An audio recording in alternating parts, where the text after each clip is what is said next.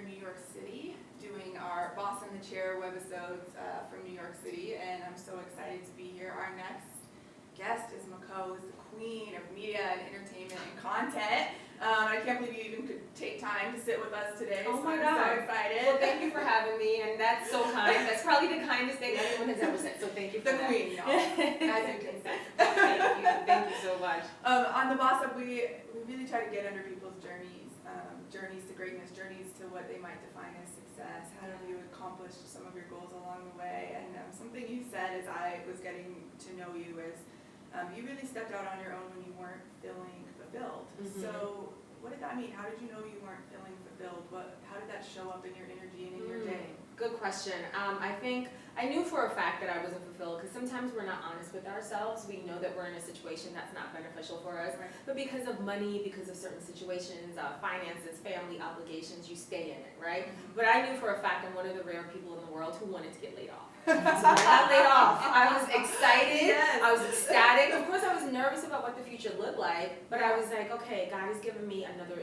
sort of clean slate. I can start over, and what does my future look like? I get a chance to really start over. So it was really exciting for me. But the way that it showed up was that I just felt dissatisfied. I would go to work and I hated it. And I was fortunate enough to have good relationships and friendships that I still have to this day, Right. but I wasn't fulfilled in my day-to-day tasks. It was a dream job working for a record label and a distribution side, which was booming at the time, but it just did not fulfill me. It just didn't sit right with my soul. So it worked out so well that I got laid off. There's a theme. There's themes with entrepreneurs. You do hear that. Like when I quit, it was my happiest day, or when I got laid off, it was my happiest day, or I got severance and it gave me the boost I needed. A couple, Absolutely. it's so fascinating where you just needed someone to make the decision It for is, you. and that's the thing. I would have never left on my own because I knew I had rent to pay. New York City is not cheap. I have a certain lifestyle that I want to maintain. I want to be able to go out and hang out with my friends. I can't do that when I'm broke. So of course I wasn't about to quit, but it was so amazing that, and I think it was really God pushing me in the right direction. And for me, when that happened, it was like, okay, let's figure this thing out, and it was the push that I needed. Now don't get me wrong, it wasn't all rosy once I left. It was definitely difficult, it was hard, and it took a long time. They say an overnight success takes 10 years. And so I'm still on that journey, but I think I've finally found my footing since 2012. So we're going into 2020, and I'm finally finding my footing. Finally feeling comfortable. Yeah. I'm on my own. Yeah. That's amazing. Yeah. How do you know that you're fulfilled now? So what does that show up like? Oh Right? The my opposite. God, it's joy. Instead of dread when I wake up, Yeah. I tell people all the time, I love my job. I love what I get to do because I feel like I'm living, my dreams. I get to connect with different people. I get to host. Every day is a new topic, a new subject matter. I do everything from selling products to interviewing celebrities to doing red carpet to even filming my own content. So it shows up as joy. It feels like my spirit is at peace, and I'm fulfilled by the relationships that I've built now. The network that I've built now. My network is my wealth. The people that are opening up these doors for me and giving me opportunities, I'm like, all right, I'm on the right path. That's amazing.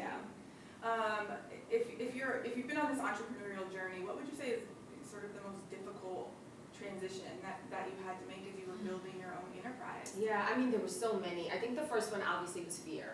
Anytime you step out, you think about what you want to do. And a lot of us talk about what we want to do, but we never accomplish it because mostly fear. We're scared of what others are going to think. We're scared of failure. We're scared of rejection. But what I say is embrace it. Especially in my industry, rejection is part of the deal. For every job that I get, there's 10 jobs that I got rejected for. So I've had to make peace with that. And it's hard because I was talking to another friend yesterday and saying it's like they're rejecting you. They don't like your personality. But you got to flip that and say, I just wasn't a right fit for that. Right? So I think it's accepting that. And of course, as you're stepping out into your journey, you have to think about your finances and saving. That was something that I didn't do. So looking back at it, that's something that I would totally change. Save up for it. Save up for it. If you know that there's something that you want to do, I think that the thing is to have a plan for it. I was lucky that one thing sort of led to one thing, and again, I think that goes back to God opening doors for me. But if you know what you want to do, the best thing is to have a plan and really chart it out and understand that plans may change and things may happen, right? And it's good to be adaptive and say, okay, all right, well, this has changed, but now I need to pivot and change over to this. So having a plan is absolutely key. Having a financial sort of nest egg is great. For me, I was lucky to have my husband. My husband is amazing. I never, there's this gospel song that says, never would have made it. Yeah. I would have never met you outside. And that's the truth. Yeah. Until he really, he helped me in so many different ways, not only financially, emotionally, and I think a lot of women aren't honest about that, about people that help them out. Yeah. But if you are able to save up and do it on your own, more power to you, but you might have to tap into your family and friends to help you out for a little bit. I've had to tap into my family for my whole life. Yeah. Literally, if I get the stomach flu, I have to call my mom. You So see? I'm grown. Exactly. So, yeah. And I don't feel bad about it. There's no shame in that, Yeah. and I think asking for help is key. And the thing about asking for help is that it doesn't stop. Right, so you ask for help from your significant other, your friends, and it's good to be vulnerable. But even when you are in your job or when you're starting out your business, you have to be able to ask for help and tell people. Like this year, one of my goals was to go on national television. Yeah. So I made sure that I let producers, friends, associates know that I wanted to go on national television. And it happened. Yeah. And I don't think that was by chance, right? Yeah. I think it was also verbalizing what I needed. So being vulnerable is not a bad thing at all. It is the thing. It is the thing, right? Like yeah. it's the thing that launches and propels, and Yeah. it is where great leadership and greatness comes from. I think it's 100%. folks that own their story. And so, what might be scaring you now that you're facing down? Well, to be honest, I think this is the first time in my life where I can actually say I am fulfilled. Yeah. I feel really good, and it's scary to say that because you're like, oh my God, something bad is about to happen. Oh Lord, let me brace myself. What's scary for me now is more like, okay, it's a new decade. How else can I challenge myself? Yeah. What does that look like? Of course, I'm happy to be working consistently like I am now, because again, it took a long time to get here. But I think what's scary now is more personal. It's like, okay, do I want to have kids? How many kids do I want to have? It's more like my personal journey versus my career journey. That's where my head is now. I love that. Yeah. The Boss Up is about sort of the soul work that we all need to do in our careers and at home and all of that. It's all this. Who are we as whole people when we bring ourselves to wherever we are and whatever space we're in, and that's, I hope people will take time to pause. That's why I started this. Yeah. And so, if you're thinking about how you might have gotten your own way and where you really had to learn yourself in order to not get in your own way, what is an area like that for you? Oh God, I do that all the time. I'm in my head all the time, and I think I wouldn't call myself a perfectionist, but I love what I do. I'm passionate about what I do. I care about what I do. So I'm always in my head. If I do a lot of live shows. Yeah. So when I host for people, when I host for Amazon, when I host for Wendy on a national global platform, all of that is live. So I'm always critiquing myself. Yeah. That's always an area of opportunity. But then what I tend to do is get in my head. So sometimes I can't see what everybody else is saying, but I think that's a good thing too, because then I don't get caught up in the hype. I'm always like, all right, I'm in my head enough to say, okay, we can work on this. We can fix this. I've never been to a hosting class, right? I've never been to a hosting school. I took a hosting class once, but I've never, I didn't go to school for broadcast journalism. Everything that I've done has been self-taught. Yeah. So I think it's good to have a healthy amount of self-critique and be in your head a little bit, but it can't overwhelm you. Right. You have to figure out a way to be like, this is a healthy amount, this is a healthy dose.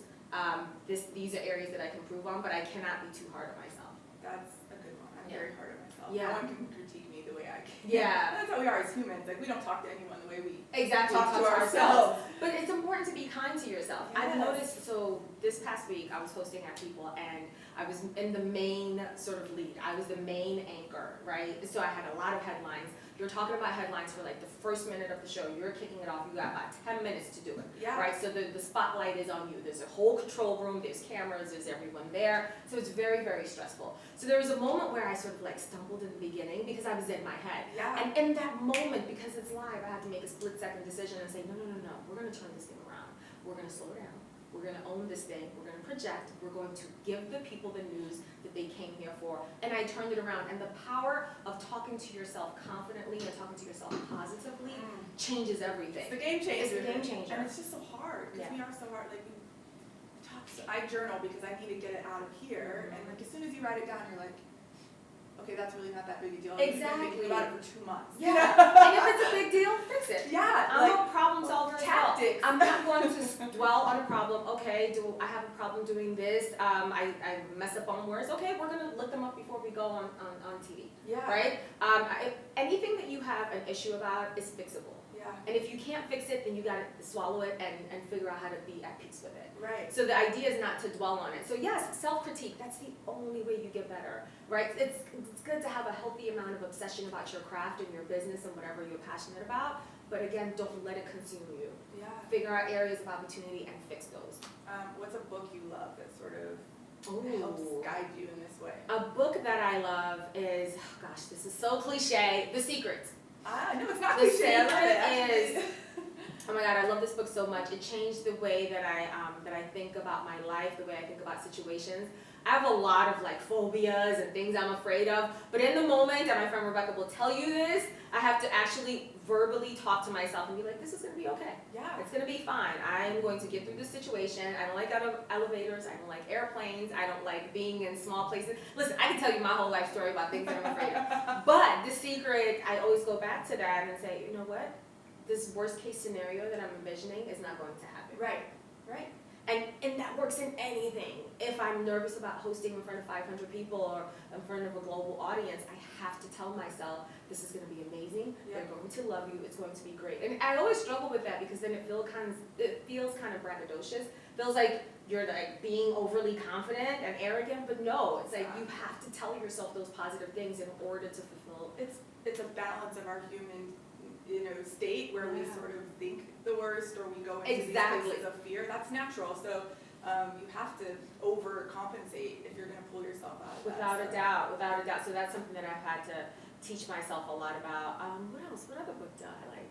It's the only one that comes to mind now. That's a good one. Yeah. And it's tactical. Like it actually helps you sort of form a plan and come along the way. Yeah. So what does leadership look like in Makho? So if you're thinking about leadership and how you built this amazing career and enterprise for yourself, what's one word to describe you as a leader?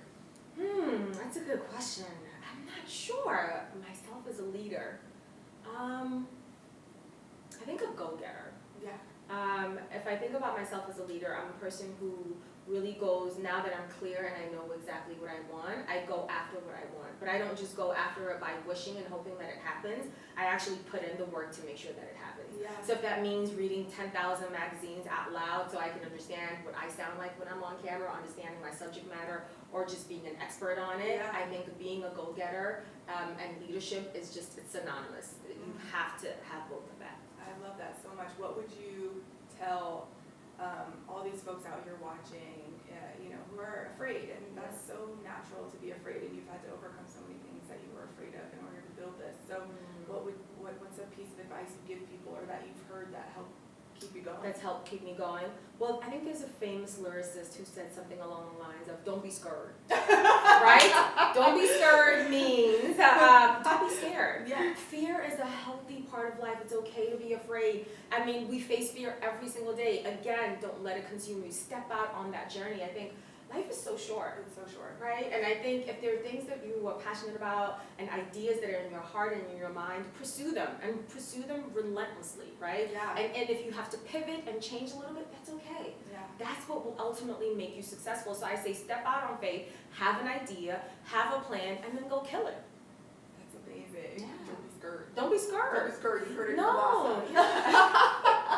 I am so grateful that you took the time to chat with us today. Thank you. And we will always be watching you and following your journey and reminding ourselves not to be afraid because you've overcome so many things and you're just an inspiration to me personally. I appreciate I that. know all the folks watching you today. Aw. So thanks for being here. It is my pleasure. I wouldn't spend my Saturday any other way. Awesome. Boss up out.